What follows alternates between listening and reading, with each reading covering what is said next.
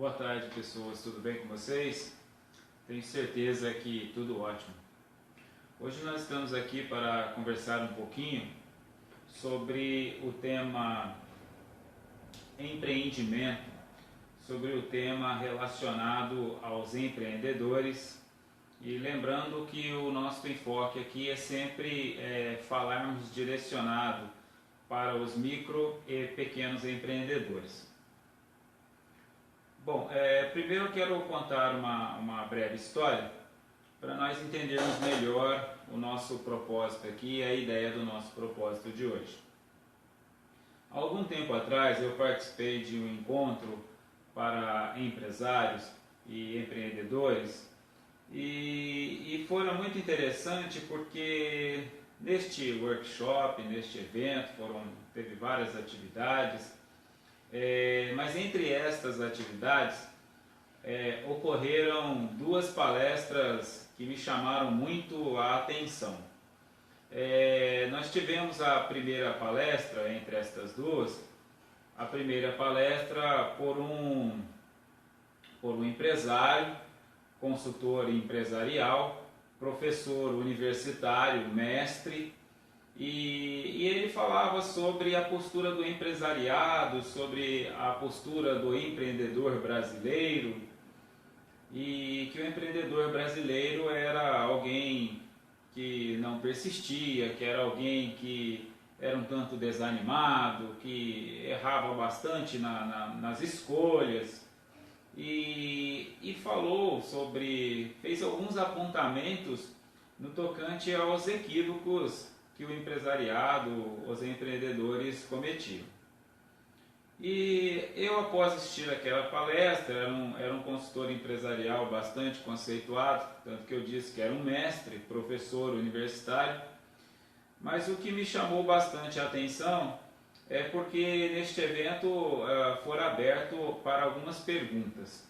E eu, por escrito, enviei uma pergunta até ele, que dizia mais ou menos assim: descobri que sou como o professor mestre. Percebo diversas problemáticas. Mas o que fazer diante das problemáticas? E logo abaixo eu escrevi uma frase que diz exatamente assim: não enxergo problemas, apenas busco soluções. Ele então leu aquela pergunta, sim, sem maiores atenções, deu uma resposta, ou melhor, não deu exatamente uma resposta, fez algum comentário sobre a pergunta, continuou falando mais um pouco, que precisa reavaliar, etc. e tal. Mas o que me chamou bastante a atenção foi que o próximo palestrante estava sentado assistindo comigo a palestra. E quando ele foi até adiante, ele se apresentou como vice-presidente da Federação das Indústrias de um estado em nosso país, e ele começou dizendo mais ou menos assim: eu discordo um pouquinho com o meu colega anterior.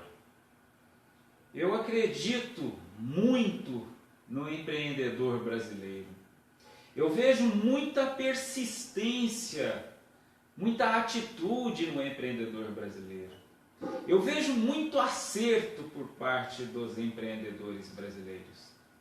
O que lhes falta são apenas apoio e conhecimento para realizar melhor aquilo que eles já realizam.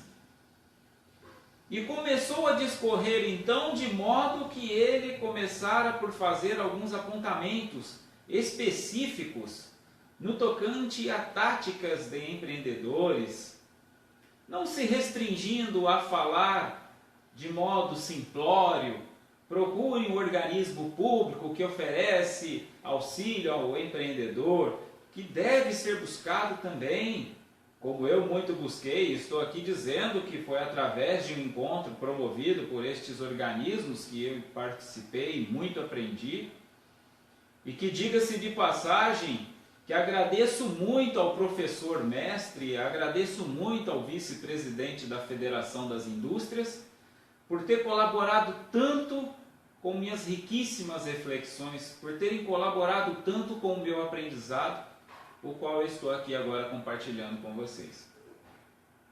E aí então o vice-presidente da Federação das Indústrias começou a falar sobre a postura do empreendedor, o que ele deveria lançar mão, como ele poderia captar recursos, como ele poderia gerir estes recursos de modo que ele pudesse fazer de modo seguro, de modo igualitário ao tamanho do empreendimento que ele fazia.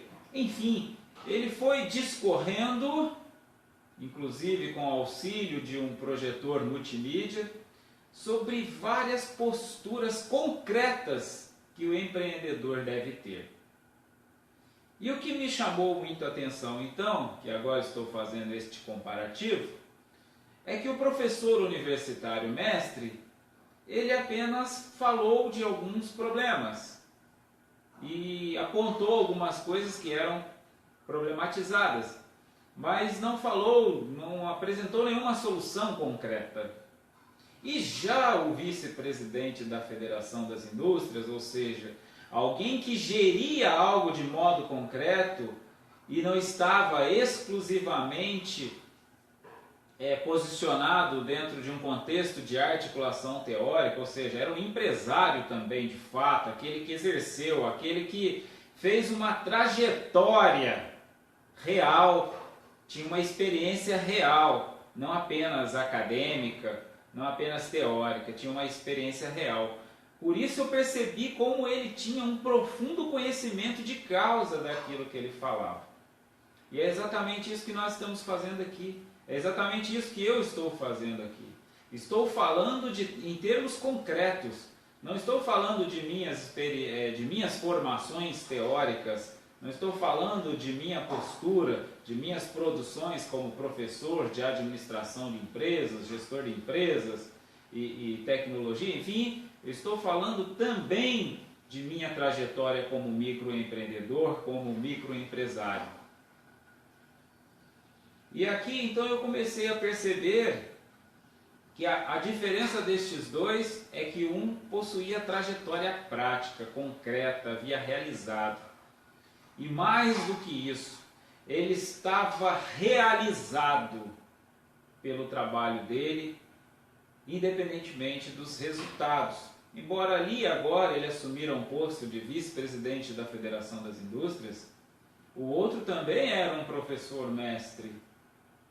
Mas a realização do vice-presidente era a realização de conhecer de perto a realidade do empresariado, desde as primeiras fases, desde os microempreendimentos, e de modo que ele conhecera tal qual ele falava com aquele conhecimento de causa. E aí ele foi discorrendo, fazendo os apontamentos, e comecei a observar que aquilo começou a esclarecer para mim, de modo que eu comecei a estar diante de algo que eu nunca havia visto.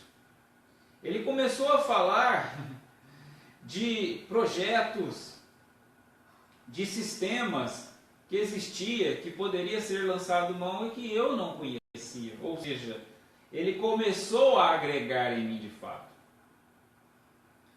E o que é interessante é que, resumindo esta história, o nosso foco aqui é enfatizar o foco. O nosso eixo central de nossa palestra agora é falarmos do foco. Em uma de minhas publicações acadêmicas, está aí o link em minha página, em minha fanpage do Facebook, há uma aula de administração que, ao fazer uma projeção multimídia, esta aula eu utilizei do recurso da projeção multimídia, e nesta projeção então eu tinha uma frase inicial. E é uma frase muito simples, que talvez muitos alunos tenham já escutado, tenham ouvido, muito empreendedor tem ouvido, mas como eu disse, é o foco central de nossa palestra, que é foco. A frase é de Philip Kotler.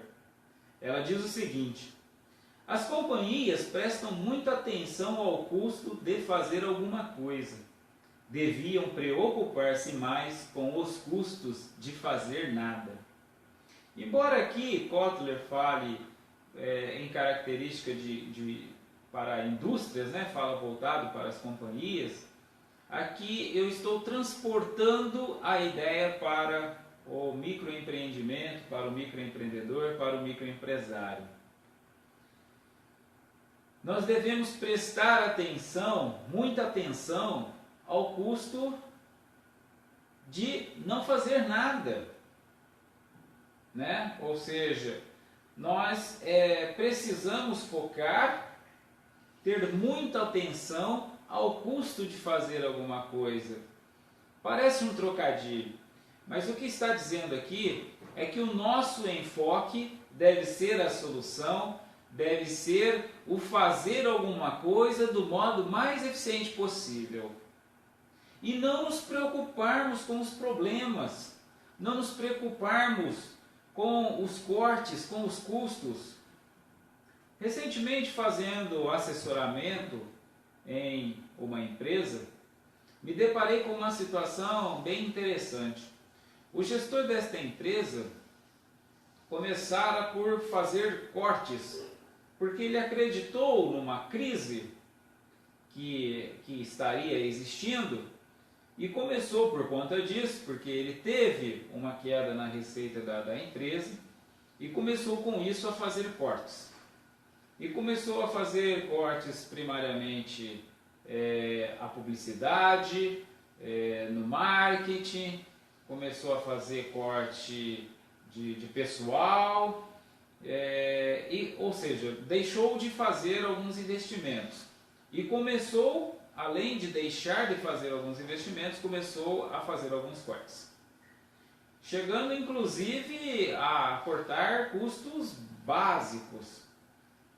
E de repente eu percebendo aquela situação, fazendo aquela assessoria, comecei a investigar como estavam as empresas do mesmo setor. Como que as empresas do mesmo setor, do mesmo segmento, estavam fazendo naquele momento. E eu percebi que algumas começaram a fazer investimentos exatamente naquele período que esta empresa que eu assessorei estava fazendo cortes. E o que nós observamos isso quando nós fazemos uma contextualização? Que quando nós estamos em algum período, que alguns chamam de crise, o que é a crise? A crise não é uma queda do mercado. A crise é o arrefecimento dos menos preparados. Tanto que os mais preparados encontram na crise uma oportunidade. Tanto que os mais preparados encontram na crise um nicho para algo desenvolver. É aí, por exemplo, que meu amigo Geraldo Rufino encerra 2016 com um ano de faturamento superior aos anos anteriores. E aí nós nos perguntamos o seguinte: onde é a crise?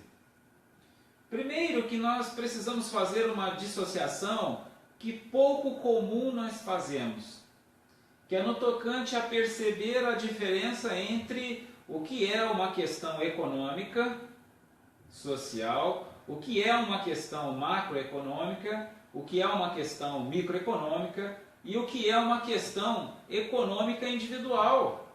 São coisas completamente distintas. Ou seja, em termos de macroeconomia, há um arrefecimento? Sim. Em termos de microeconomia, temos um arrefecimento? Nem sempre. Vai depender do contexto que nós iremos analisar.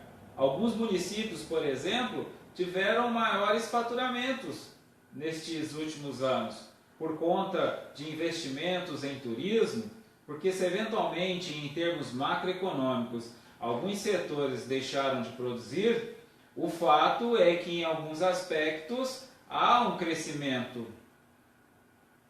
Ou seja, nós temos situações enquanto em alguns setores estão diminuindo, outros estão se elevando.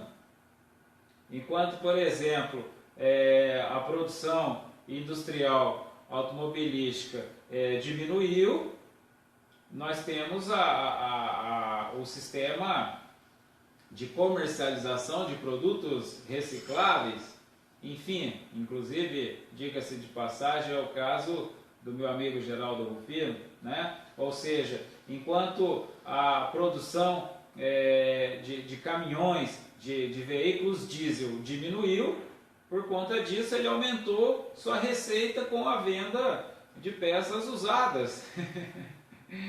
Né? Ou seja, precisamos dissociar exatamente o que é uma questão macroeconômica de uma microeconômica, o que é uma questão econômica social, uma questão econômica individual. E aí, quando nós começamos a compreender que uma questão macroeconômica em recrudescimento não implica numa questão de recrudescimento de uma economia individual e de uma microeconomia, como eu falei, por exemplo, vai depender de alguns municípios. E quanto à individual? Vai depender do empreendedorismo do indivíduo.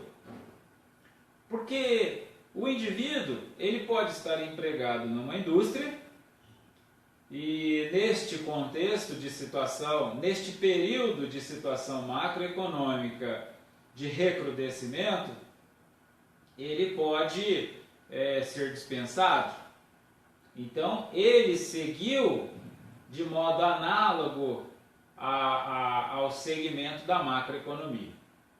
Em contrapartida, ele pode estar empregado numa empresa que neste período de recrudescimento da macroeconomia, ele angariou um segundo emprego, se prevenindo de uma eventual dispensa, ou angariou uma segunda fonte de renda, se prevenindo de uma eventual dispensa.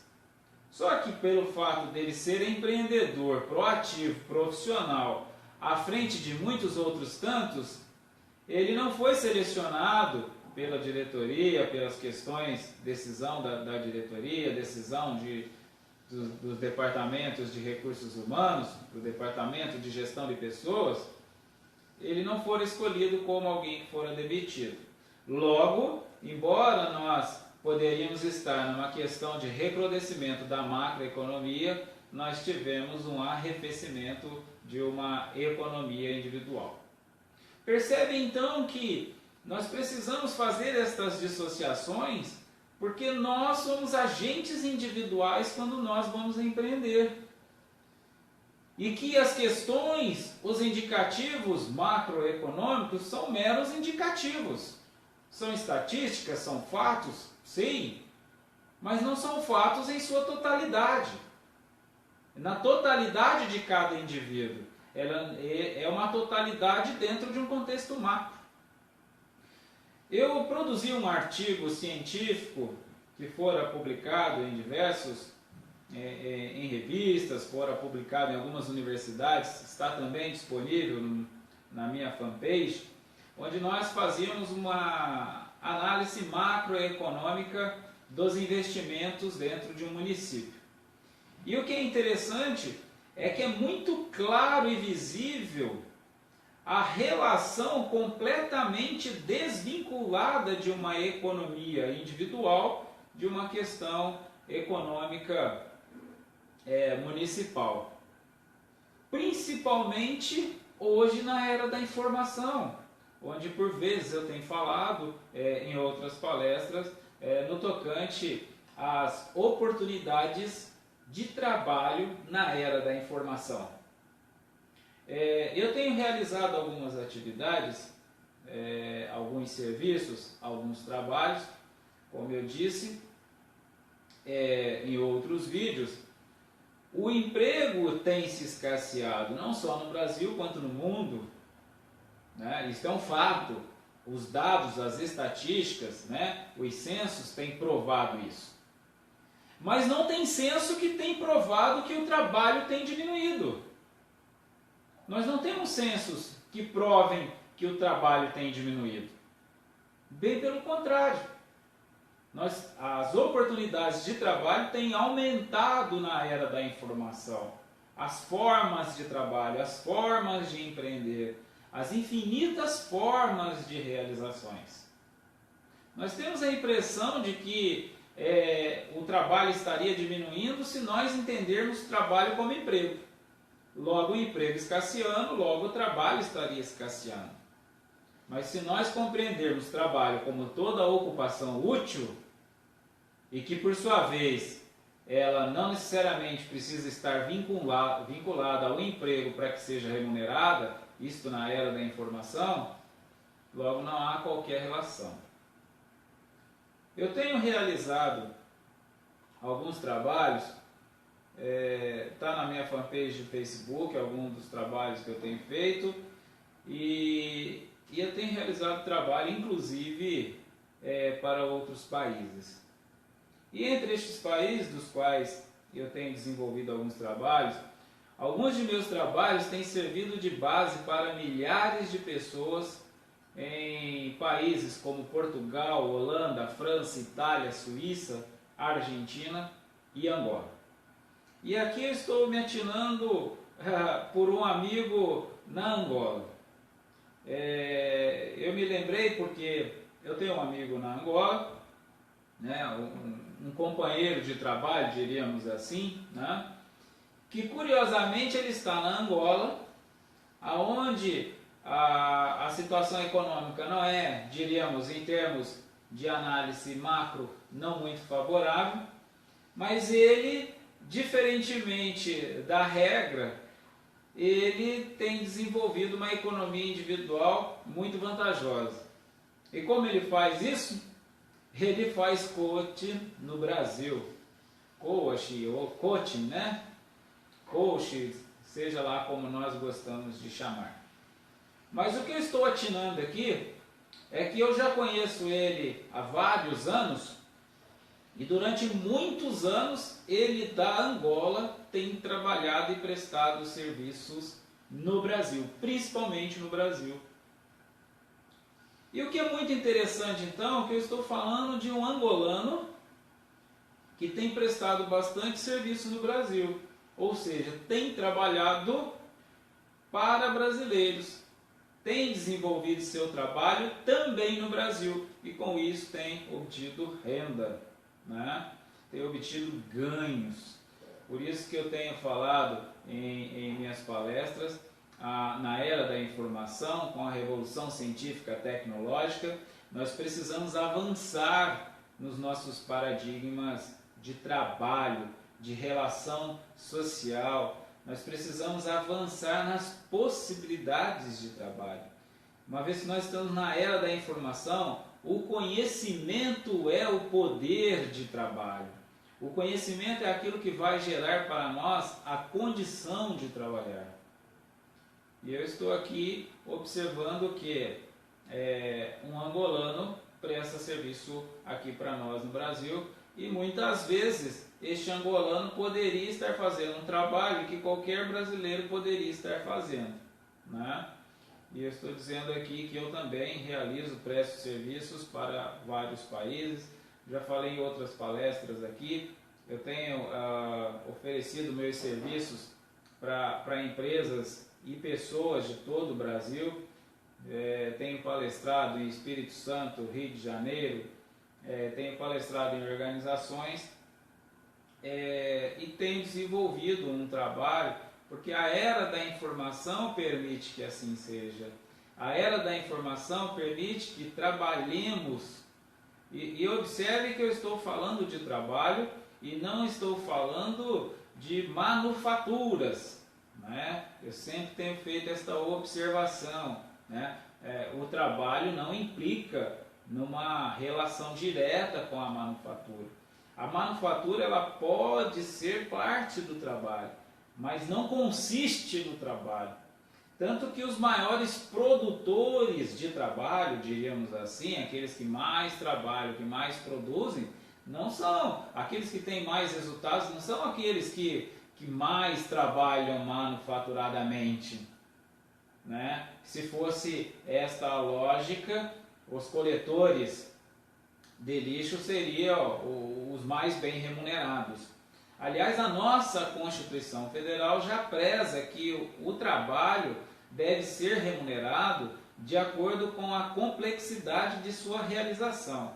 Ou seja, o trabalho que demanda mais conhecimento é aquele que deve ser melhor remunerado. Mas a Constituição Federal data de 1988, período particularmente nascente, recentemente nascido, a era da informação ainda estava surgindo. E vale lembrar que a Constituição Federal de 1998, ela teve alguns arremates, mas ela já era uma Constituição que viria se constituindo na Constituição anterior, ou seja, no período de décadas antes ainda. Então, o que acaba ocorrendo é que a própria Constituição, embora reconheça que um trabalho remunerado deve partir de pressupostos de complexidade, portanto, atinando a questão do conhecimento, aqui eu estou fazendo a observação de que o trabalho, para ser bem remunerado, implica no conhecimento. Já é uma visão que está se percebendo, que a Constituição já percebeu. Então o trabalho não tem mais não tem já reconhecido pela Constituição uma relação direta com a manufatura, e estou dizendo que na era da informação, a possibilidade de trabalho, o trabalho não tem mais qualquer relação direta com a manufatura. Tanto que eu estou dizendo que os nossos maiores resultados são obtidos por pessoas que possuem maior conhecimento, seja no tocante a algumas atividades profissionais, seja no tocante a empreendimentos. E aqui, por exemplo, eu poderia citar vários, como eu sempre cito, uma de minhas figuras especulares, Bill Gates, magnata filantropo, que criou a Microsoft junto de Paul Allen, desenvolveu toda aquela história da Microsoft e teve todos aqueles resultados que eu já comentei em outras palestras. E o que me chama mais atenção, e agora falando um pouco da qualidade de trabalho, porque eu comentei um pouco já sobre a vida de Bill Gates, o trabalho de Bill Gates, a história da Microsoft, em outras palestras, mas o que me chama muita atenção é a excelência na qualidade de vida de Bill Gates, que é aí que eu tomo como figura especular. Não pelo fato dele ter se tornado o homem mais rico no menor espaço de tempo em toda a história da humanidade, mas pelo fato que, além dele ter conseguido fazer isso, além de ter realizado um feito que trouxera uma revolução para a humanidade, ter sido um dos fatores fundamentais da revolução da humanidade, ele conseguir ainda com isso criar a fundação Bill e Melinda Gates, que é uma fundação filantrópica da qual, quando ele deixa a Microsoft, ele doa 99% das ações para a fundação Bill e Melinda Gates, se tornando a maior instituição filantrópica do mundo, que tem como uma de suas missões levar um terminal informatizado a cada ser humano em toda a parte do planeta. Olha que nível que nós estamos falando de projeto. E o que é interessante é que Bill Gates, quando estava à frente da Microsoft, ativo na Microsoft, diríamos de modo predominante, ele atuava na Microsoft nos dias de semana, segunda, terça, quinta e sexta-feira. E toda quarta-feira era o dia que ele atuava na fundação. E quando ele se ausenta da Microsoft, ele faz exatamente o inverso.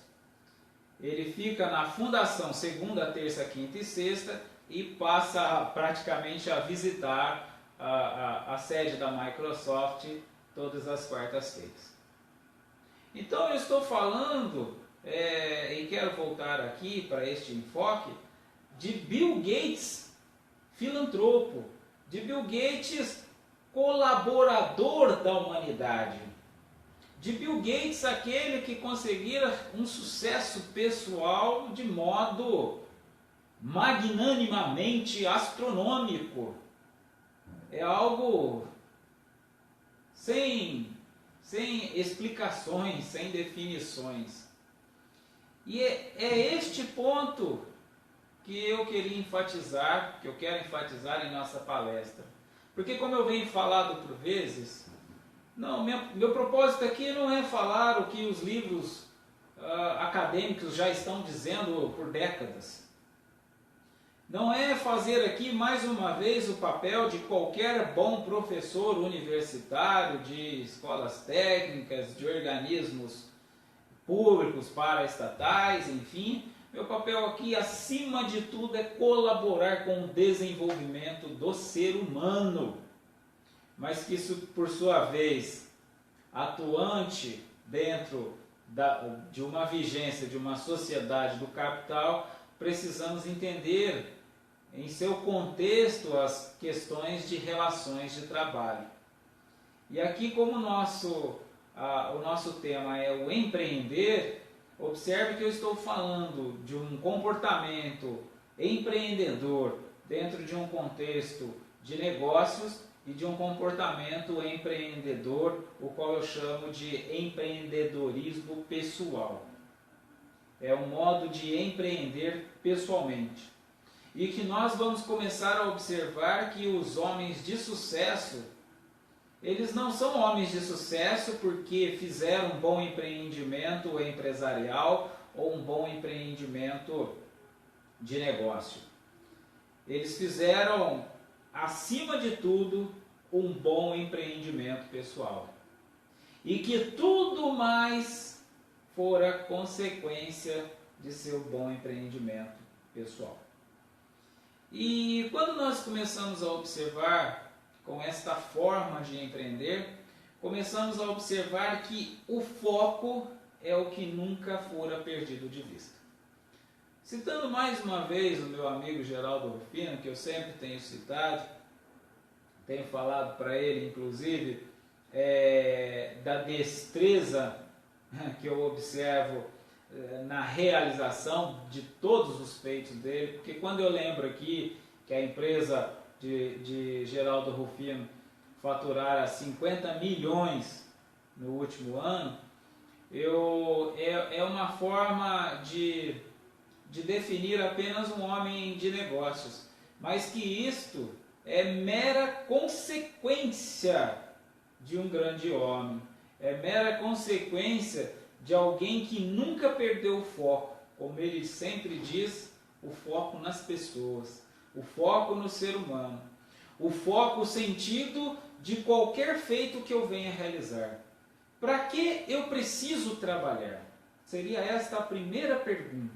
Nós estamos falando de possibilidades de trabalho, nós estamos falando de oportunidade de trabalho, mas acima de tudo, para que o trabalho? Então, este é o foco.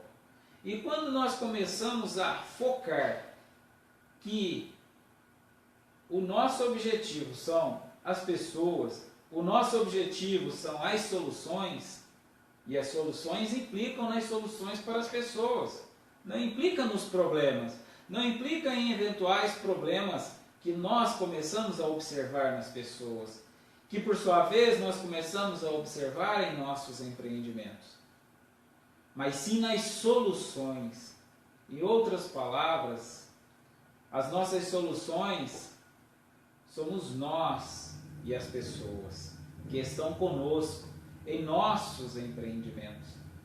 Então, o melhor empreendimento, a melhor realização, como dissera o vice-presidente da Fiesp, como fez o vice-presidente da Federação das Indústrias,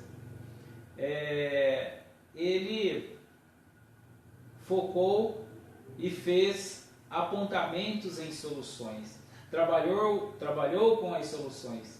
E as soluções dos microempreendimentos e dos pequenos empreendimentos são as boas relações com as poucas pessoas que farão parte deste empreendimento. Então, se eu espero ter sucesso no empreendimento, e aqui quando eu falo ter sucesso no empreendimento, não falo apenas no tocante ao dono de um negócio. Falo também para aqueles que farão parte deste empreendimento, que embora poderão ser contratados, precisam assumir a postura de que também são donos e proprietários daquele empreendimento, que fazem parte daquele empreendimento. O gestor daquele empreendimento precisa ter consciência que ele não conseguirá ser gestor sozinho, até porque ele é pequenino. Mais do que ninguém ele precisará unir forças. E de nada adianta ele buscar auxílio de forças externas, instituições financeiras, bancos. Ele precisa das pessoas que estão com eles. E mais uma vez, reitero e falo aqui por experiência própria. Eu que já empresariei utilizando centenas de milhares de reais, descobri que o sucesso só é possível quando todas as pessoas são consideradas, a começar por aquelas que estão juntas de você. Eu já tive centenas de milhares de reais disponíveis e isto não implicou em grandes empreendimentos. E é exatamente isso que nós não podemos perder de foco. Geraldo Rufino conta em uma entrevista, aliás ele conta no livro dele também, O Catador de Sonhos, que ele já quebrou 4 ou 5 vezes, se eu não me engano. A última vez que ele quebrou, fora deixando uma dívida em aberto de 16 milhões de reais. E ele conta que isso não foi erro de estratégia, que isso não foi porque ele tinha algum problema que ele não viu, foi porque ele perdeu o foco, as pessoas, a começar por ele mesmo. Como ele diz, ele quebrou por vaidade. Quando ele começou a achar que ele estava distante das pessoas, que ele estava acima de algumas pessoas, foi quando ele não conseguiu manter a hora certa no lugar certo. Então, com o nosso discernimento, usamos de modo em nosso favor e ao favor daqueles que estiverem ao nosso entorno. E como bem diz Geraldo Rufino, em sua última conversa, que fora uma pequena conversa que ele fez de modo bastante informal, onde ele comentava sobre a questão de membros da família trabalhando no próprio negócio, onde ele dizia que o membro da família, o familiar, trabalhando junto no empreendimento, não deve ser aquele quem deva vestir a camisa, deve ser aquele que deve tatuar a empresa. Não vestir a camisa da empresa não basta, ele deve tatuar a empresa no corpo. Ele deve ser aquele que mais realiza perante os demais. E se este familiar não compreender isto, ele deve trabalhar em outra empresa. Simples assim. Ou seja, nós precisamos ter posturas concretas. Precisamos agir em função do interesse de todos que fazem parte naquele empreendimento. E se eventualmente alguém que está dentro deste empreendimento não está compreendendo, ele deve sair.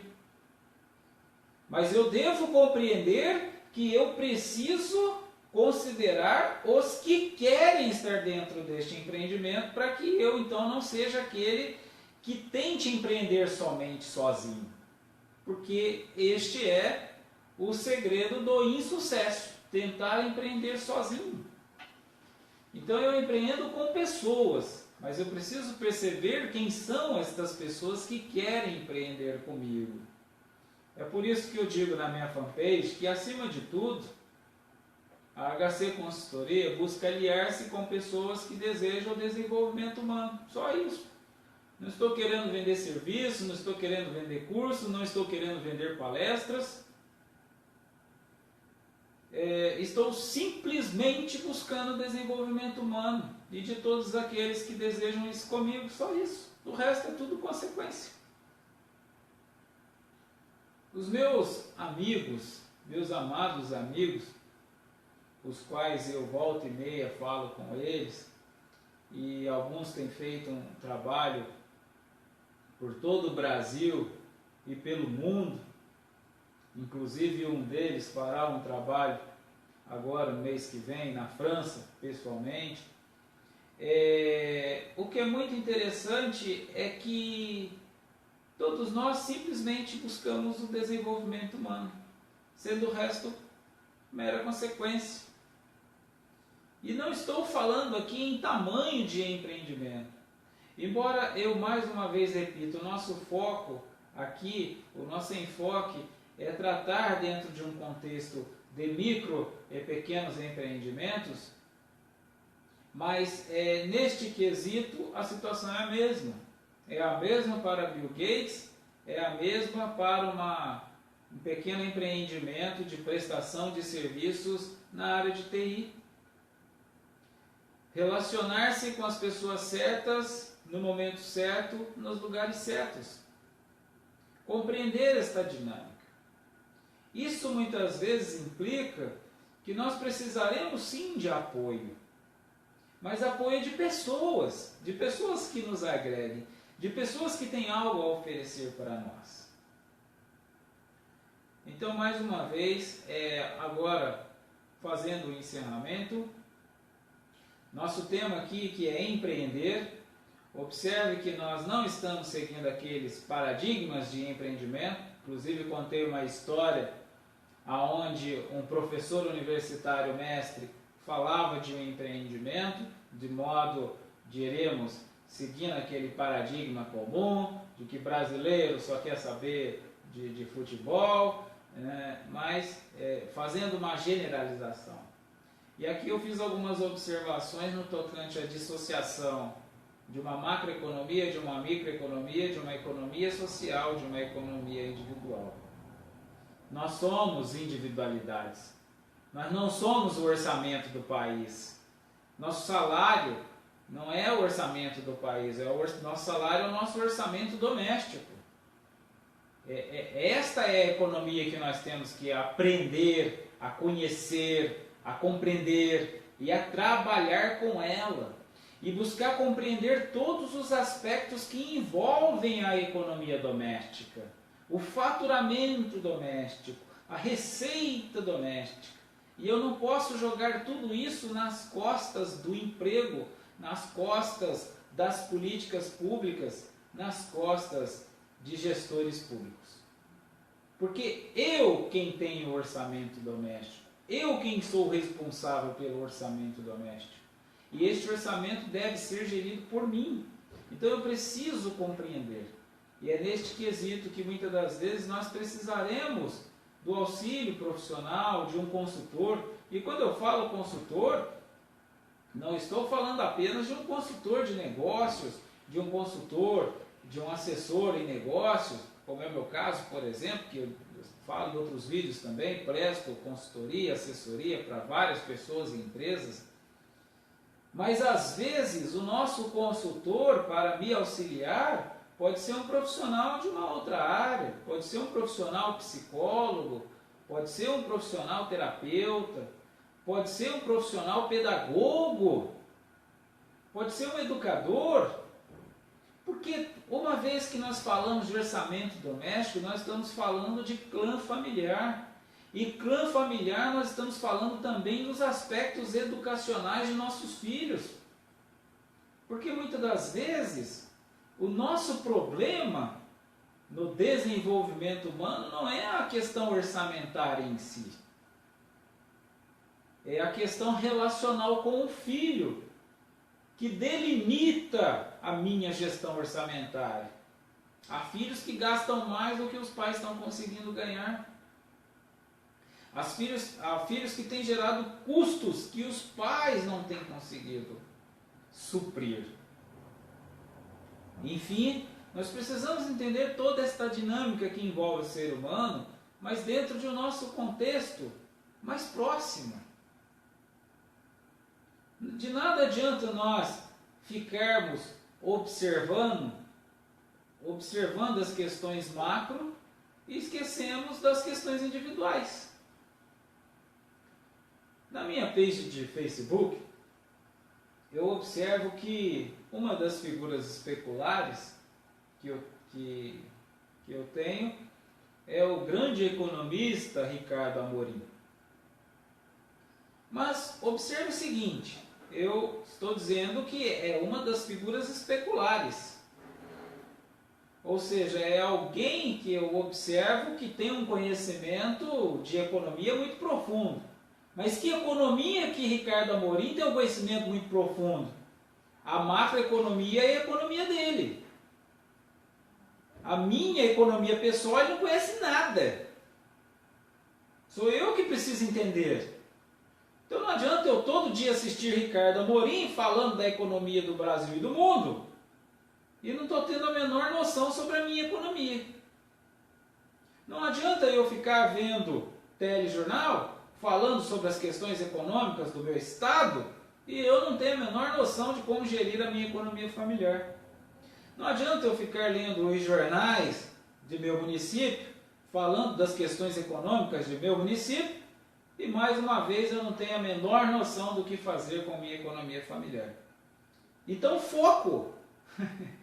Vamos focar em nós mesmos, nós individualidades, para entendermos nós mesmos, para entendermos o trabalho relacionado a nós mesmos, para compreendermos a nossa economia, para que deste modo, então, façamos as coisas com foco. Então, este é o nosso tema, empreender com foco. Esta é a nossa palestra sobre empreendimento com foco. Quem tiver alguma dúvida, alguma pergunta, tiver algo a acrescentar, nos encontramos em completa disposição. Muito obrigado mais uma vez pela colaboração de todos vocês. Muito obrigado.